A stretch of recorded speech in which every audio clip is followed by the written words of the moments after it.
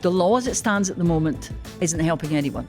We need to address it. So I think we have come to a point where we feel we can't go on just talking about this in abstract terms anymore. We actually have to take a decision. Danny, do you feel it's a losing battle? I do worry a lot about what's going to happen. I think we've got a fight in our hands, but I'm hoping we can Victoria, win it is. If it does go through, it will be an astonishingly huge social change.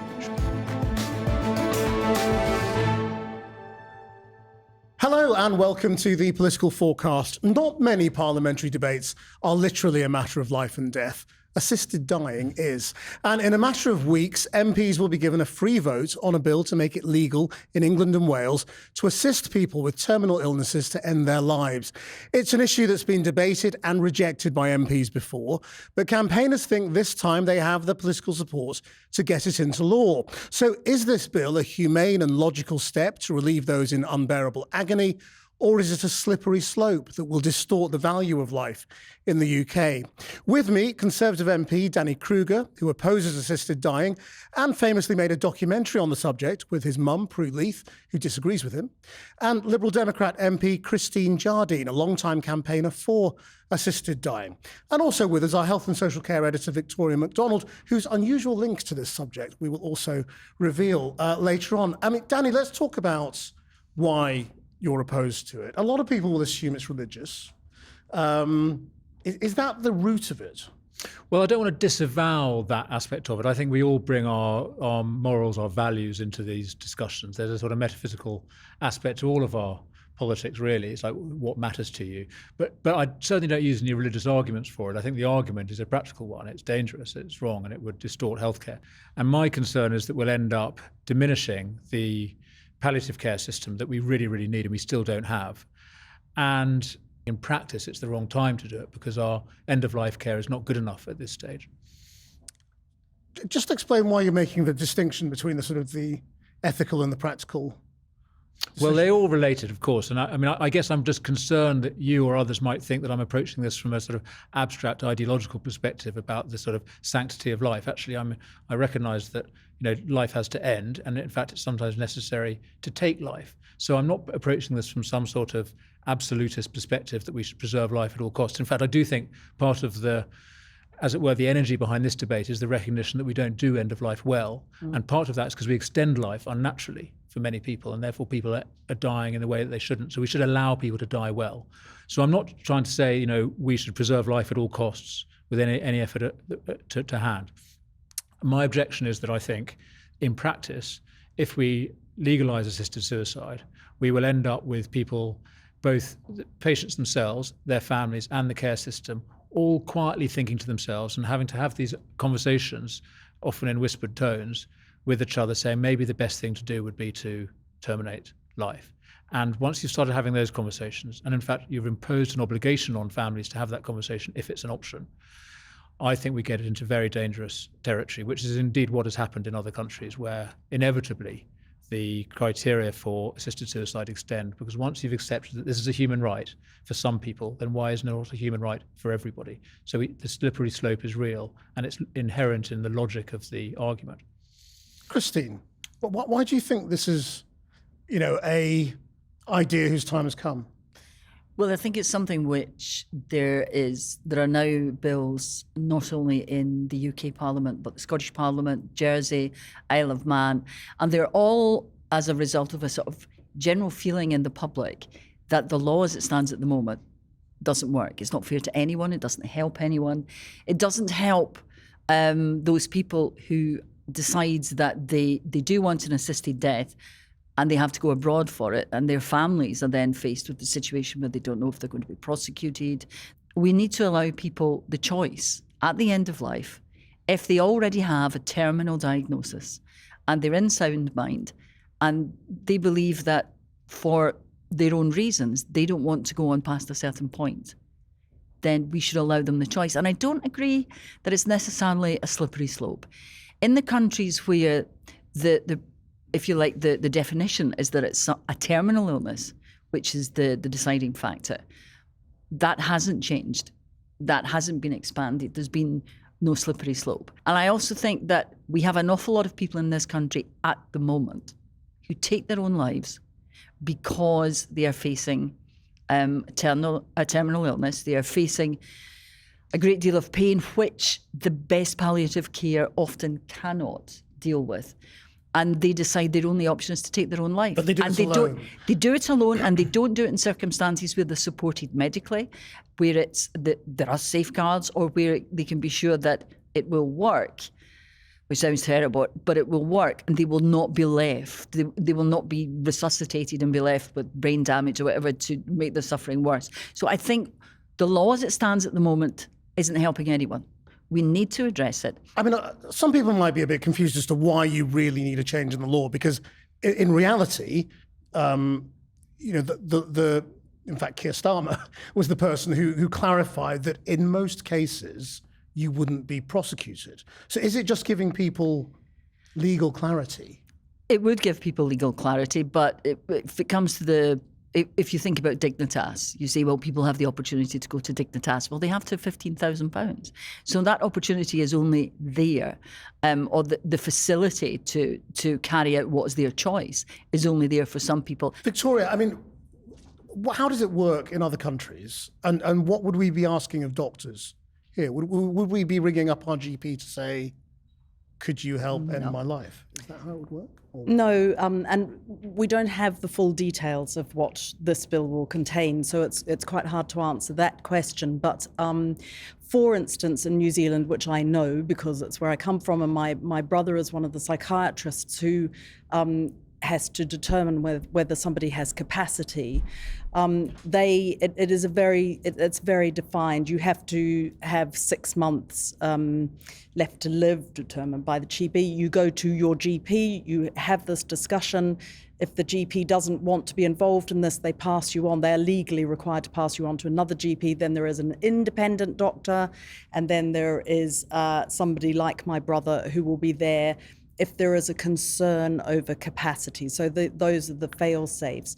It's very similar to what's happening in most of the states in Australia. It is similar to, not similar to Canada. So there has been a lot of discussion about Canada, but Canada is much broader in the way it defines who is eligible for this. New Zealand is very early on, so it's maybe 2 years. They're still collecting the statistics, although interestingly, when I looked at them yesterday, it was slightly more men than women, more white or Pākehā people than Maori or Pacific, and in that in itself is interesting about who is going to want this, who would be the sort of person who would be approaching this. I mean, Danny, doesn't that suggest that you can avoid the slippery slope? No, I'm afraid that's a terrible system. Thank you, Victoria. That's very helpful describing that system. There's so much wrong with it. For the first idea that you can determine accurately that someone's got 6 months to live, no doctor can accurately predict that. And there are many thousands of people living today who were given 6 months to live years ago. Well, in all fairness, there are some other criteria. Well, let me so unbearable suffering. So again, the very subjective, whether morphine judgment. or whatever isn't working. So the point is, it is very hard to prescribe accurately either somebody's diagnosis of death, the extent of their suffering, the extent of their mental capacity. It's great they have psychiatrists in the mix, but I'm sure even your brother doesn't claim omniscience into somebody's mental capacity. We are empowering people, doctors, psychiatrists, judges, however you see it. You're going to give somebody the power to determine, yes, your life is, you would be better off dead, and I agree with you that you should end your life. So it's an enormous transfer of power to the system. And the point about choice, which I think is at the heart of this, Christine mentioned, you're talking about giving people choice over, yes, the most important decision they could ever make. But we're talking about people who, by definition, are extremely vulnerable, extremely anxious, often suffering, or in anticipation of terrible suffering. And fundamentally, guys, we deeply regret suicide in this country. If we simultaneously legalise assisted suicide, we say the state will help you take your life.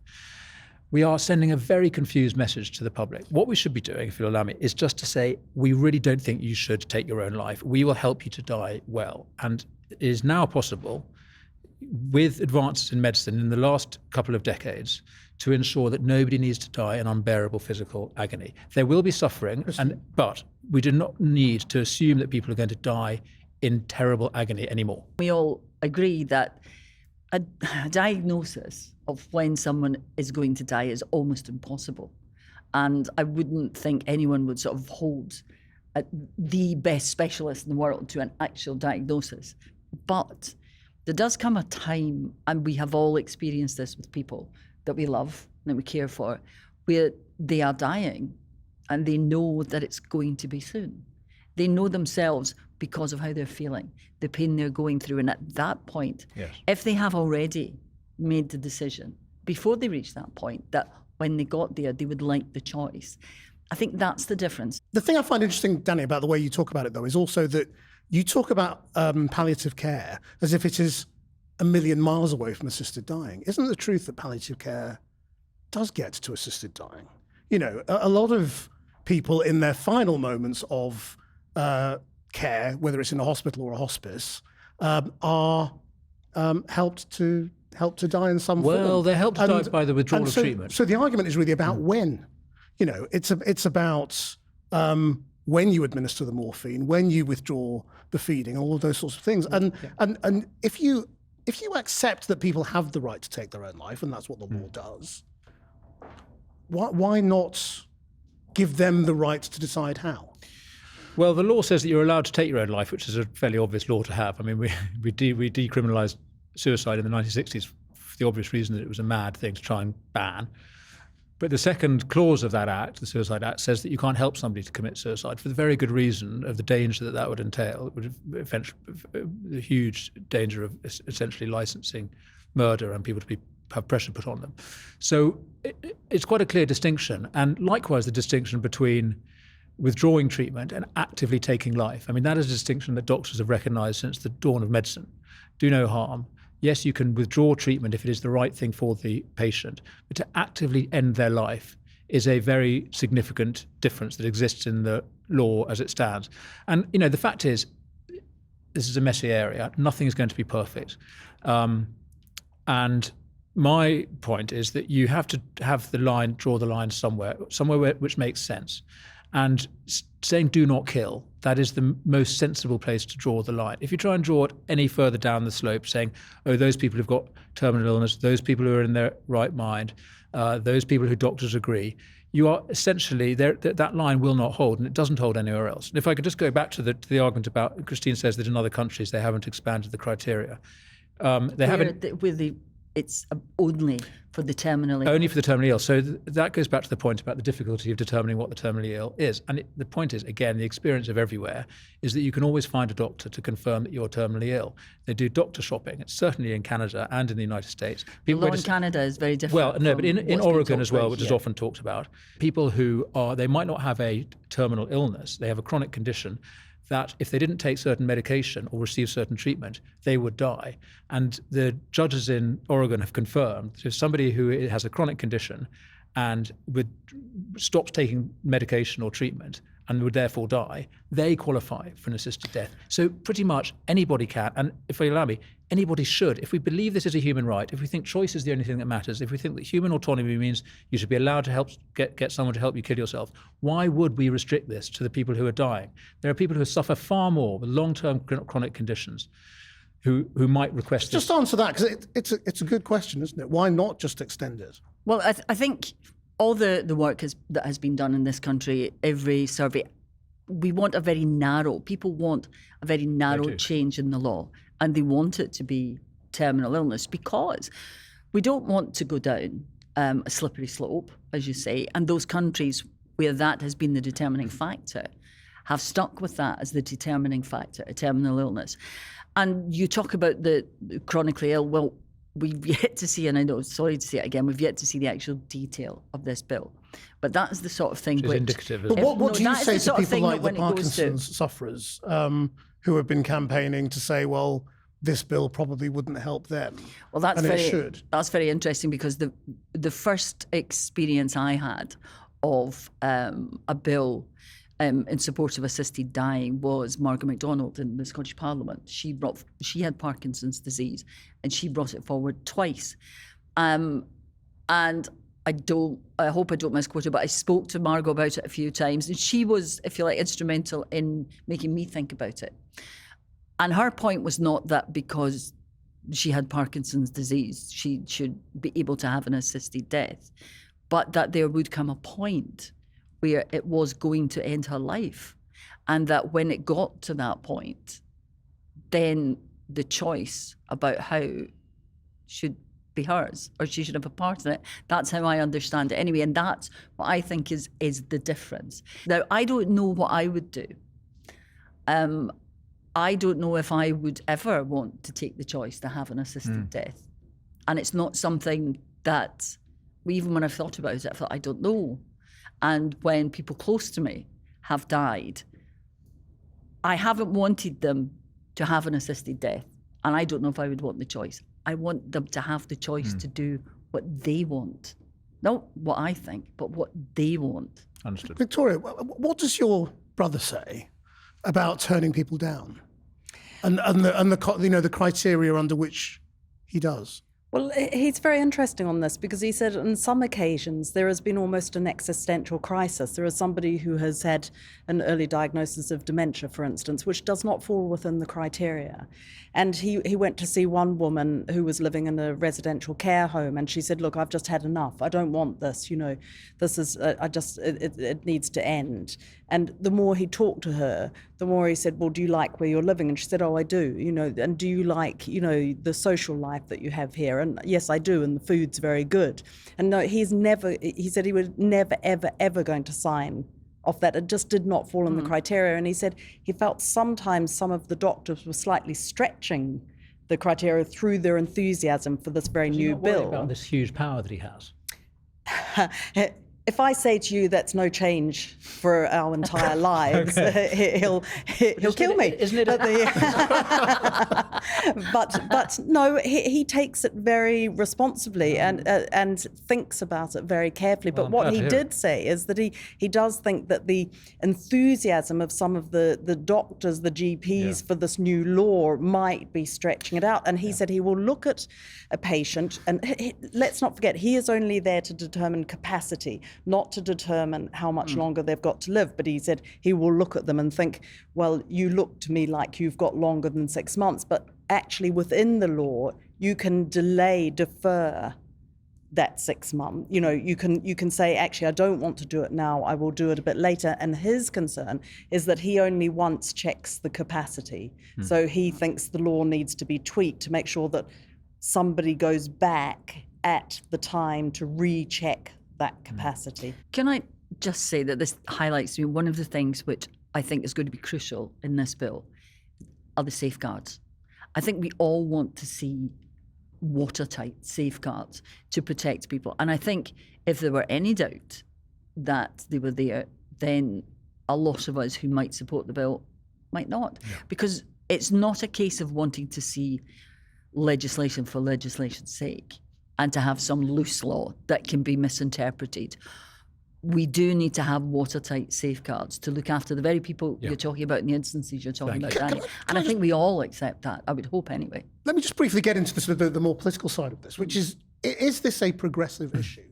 Is that one of the reasons why this suddenly feels like it's of its time? Keir Starmer appears to be in favour of it. The two Conservative candidates appear to be against it. Is it a left-right issue, Danny? Well, it's interesting, isn't it? I mean, I think there is a bit of that in it.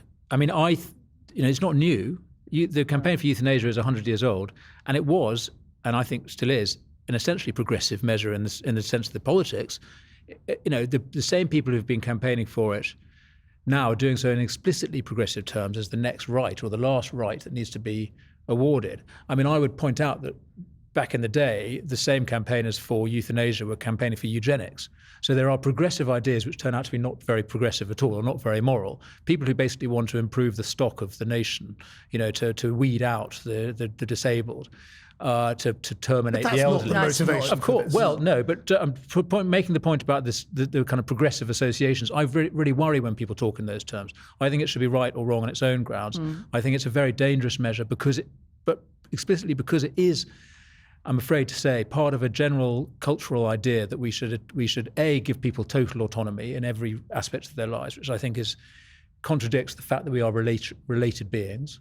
We exist in our communities. Our families should have some kind of input into our lives. It's very interesting that in the countries that do this, families have no not even informed about people's decisions to die. So there is a extreme individualism at the heart of this. The ethics of it are entirely about you on your own, unrelated. So I do think there's a complicating aspect. So where do libertarian Tories sit? Well, yeah, you get libertarian Tories who would believe in this. I mean, it's a contradiction, because we're talking about assisted dying. We're talking about getting somebody else to help you, and we're also giving somebody else huge power over you. It's really what's being done here. So the state or the doctor actually has the power to decide whether you live or die. That isn't, I don't think, something we should be conceding to anybody else. So I think it runs against autonomy.